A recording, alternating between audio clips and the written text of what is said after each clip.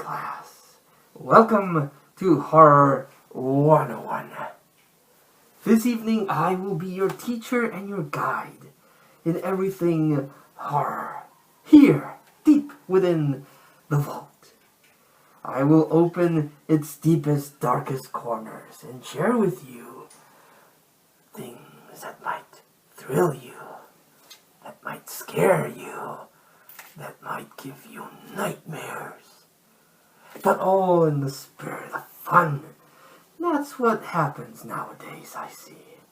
The reason why I came to be is because I've seen that the world has gotten too negative. It's all nitpicking and criticizing, honestly just for the sake of criticizing. And where is the fun in that? The reason why a lot of people nitpick is because they feel that horror is not as good as it was in the good old days. We have to remember, the reason why horror movies were better back then is because they were new. They established new grounds. Nowadays, everyone has to live up to that potential, and honestly, it's impossible. You really cannot recapture magic. However, there are occasions where someone innovates. Now, horror itself is subjugated. What might be scary to someone might not be scary to the next. It really depends on what each person lives through.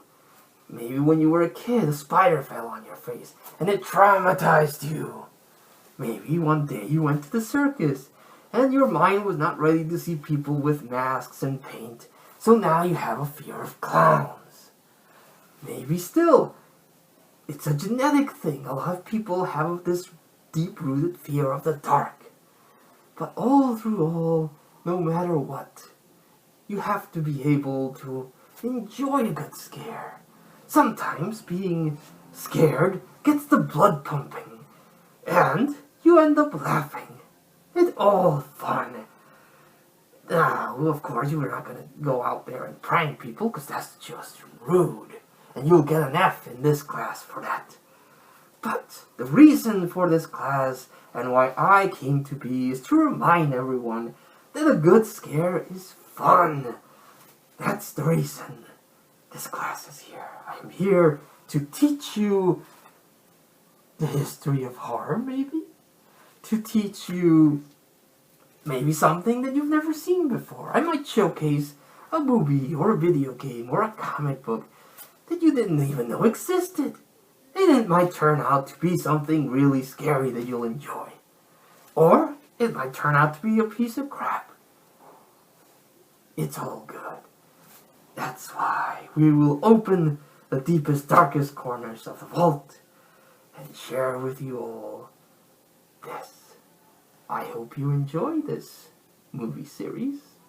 First off, I will open the crypt to share with you a horror movie that is innovative in its special effects. An American Werewolf in London. You can't go wrong with a good werewolf movie.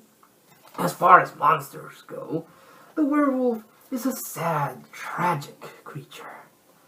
When the full moon shines bright, an evil transformation takes place.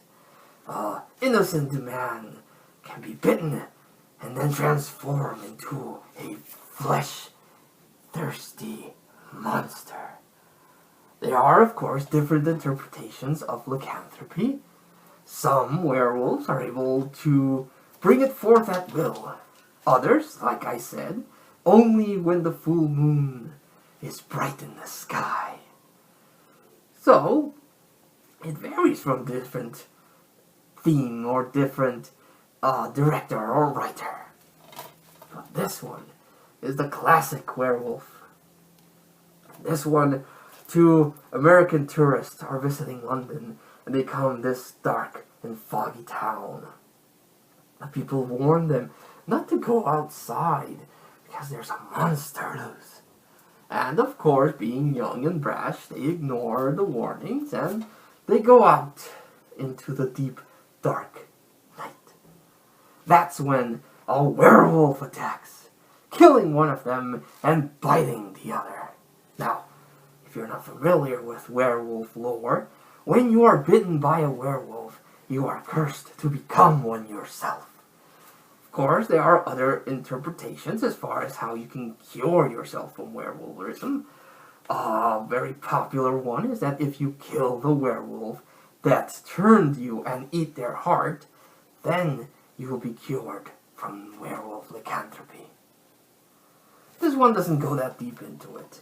The young man is taken to a London hospital where he's recovering, and during all of this he's having nightmares.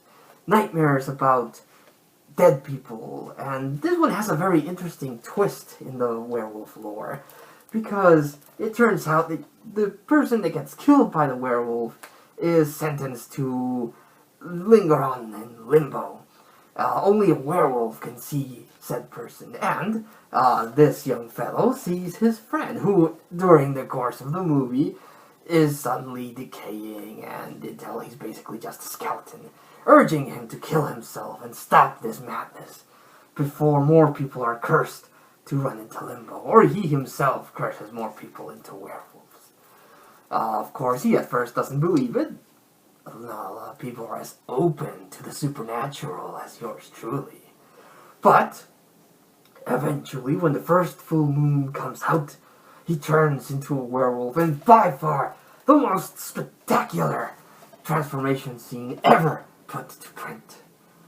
You can literally see bones snap and contort and change shape as the werewolf comes out to play. Of course, being freaked out when he wakes up in a park, he still doesn't want to kill himself. It's basic human nature. I am not going to kill myself. It's the instinct to survive. Even if you are cursed to become a vampire or a werewolf or whatever, he does not want to kill himself. And as he is slowly turning mad because of this realization and his constant decaying body urging him to kill himself, he's also bringing down this nurse that has hopelessly fallen in love. It all culminates in his last destructive run through London, where he is finally killed. This is the only thing where this movie does deviate.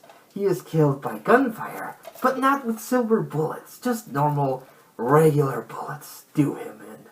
That's the only thing that doesn't really follow the werewolf lore.